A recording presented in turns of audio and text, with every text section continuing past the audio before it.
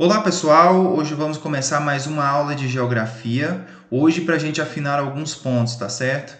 Então, hoje nós vamos falar sobre os blocos econômicos. Já havia passado uma atividade para vocês, no qual vocês tinham que completar lá um quadro acerca dos blocos econômicos, países participantes, países líderes. Então, hoje a gente vai estar conversando um pouquinho sobre isso. Mas só para deixar claro para vocês, esse conteúdo ele está no planejamento de vocês, lá do currículo mínimo para a disciplina de Geografia do nono ano, tá certo? Então, olha só, o que é um bloco econômico? Eu já havia comentado sobre, mas vou reforçar.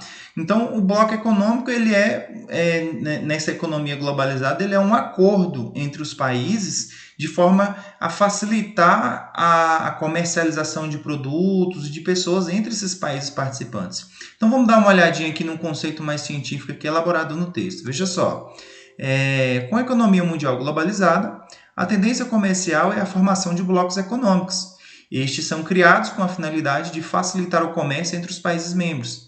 Adotam redução ou isenção de impostos ou de tarifas alfandegárias e buscam soluções em comum para problemas comerciais. Então, quando tem ali um problema comercial entre os países membros, eles entram em acordo para solucionar da melhor forma e em que todos saiam ganhando, né? Ou que seja menos prejudicial para a grande maioria, né? Então, os blocos econômicos são um tipo de acordo entre governos, né? Por isso diz acordo intergovernamental. Muitas vezes parte da própria organização do governo, né? Onde barreiras ao comércio são produzidas, reduzidas, né? Ou eliminadas entre estados participantes. Então, como havia dito, nesse mundo da globalização, como a gente já veio estudando, a globalização interfere tanto na nossa vida, mas tanto que às vezes a gente nem percebe. Tá na nossa comida, quando você vai numa rede de fast food, tá lá. Tá no nosso modo de vestir, quando você usa um jeans. Tá nas músicas que a maioria da população escuta, as músicas internacionais ditas globais, que está no mundo inteiro. Então, a gente tem vários elementos em que a gente percebe a globalização no nosso dia a dia. Quem aí gosta de filmes, por exemplo? Quando você está lá assistindo o filme dos Vingadores, né, uma produção norte-americana e que é jogada para o mundo. Então é também uma globalização. Quantas pessoas não ficaram ali fanáticas esperando o lançamento do filme, aquela doidura, porque é um produto criado nesse contexto da globalização. E aí os meios de comunicação, a internet, o celular, o notebook, a televisão em si também, são elementos que favorecem esse desenvolvimento da globalização. Por exemplo, quanto tempo demora para a gente saber uma notícia que aconteceu lá do outro lado do mundo, lá no Japão, por exemplo? São segundos, né? É o prazo só da transmissão ao vivo, da imagem sair do local, chegar ao satélite, rebater e voltar. Então, todas essas tecnologias da informação e da comunicação, elas contribuíram para essa coisa que a gente chama de globalização, dos fenômenos deixarem de ser únicos num determinado lugar e agora está em todo o globo terrestre, tá? Então, a gente continuando nossa aula aqui, eu coloquei um mapinha para vocês entenderem um pouquinho melhor sobre a existência desses blocos econômicos. Então, nessa parte verde claro aqui, por exemplo, nós temos o bloco econômico chamado Mercosul.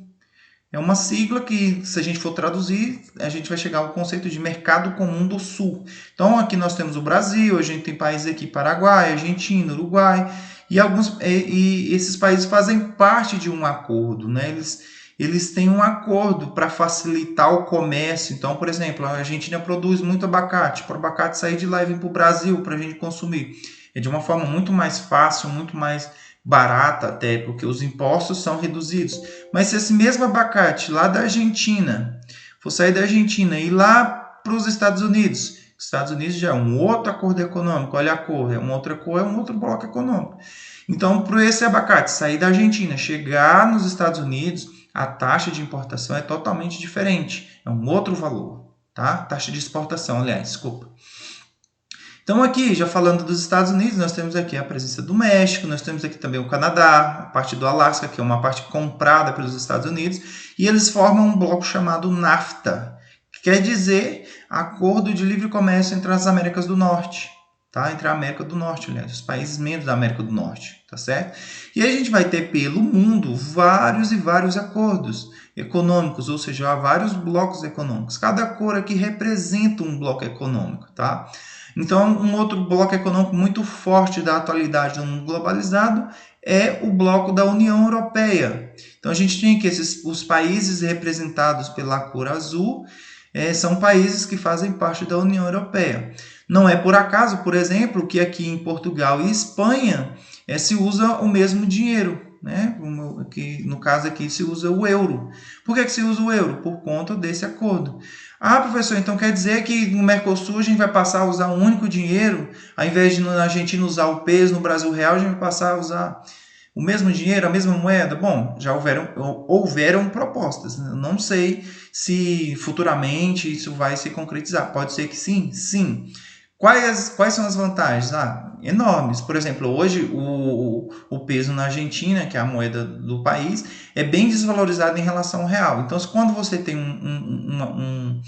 uma moeda única, você acaba equiparando, né, os países e tirando as desigualdades entre eles. Tá bom?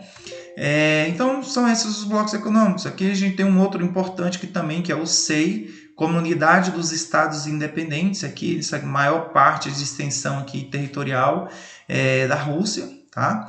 Então, eu não vou ficar muito estendendo, porque senão o vídeo vai ficar grande, mas é muito nesse sentido aqui de vocês entenderem que no mundo globalizado, quando um país faz parte de um bloco econômico, ele se torna mais forte, ele se torna maior, ele amplia o seu mercado consumidor, o seu mercado, as suas relações, né, de troca, de venda, né, de compra e venda. Então, acaba fortalecendo a economia do país, tá? Então, se vocês tiverem dúvidas, vocês já sabem, né? É só me contatar. Meu contato está aí, o WhatsApp. Eu atendo alguns alunos também pelo Google Class, mas a maioria dos alunos são atendidos pelo WhatsApp. Então, tendo dúvidas, vocês já sabem, tá? No mais, um forte abraço e até a próxima aula.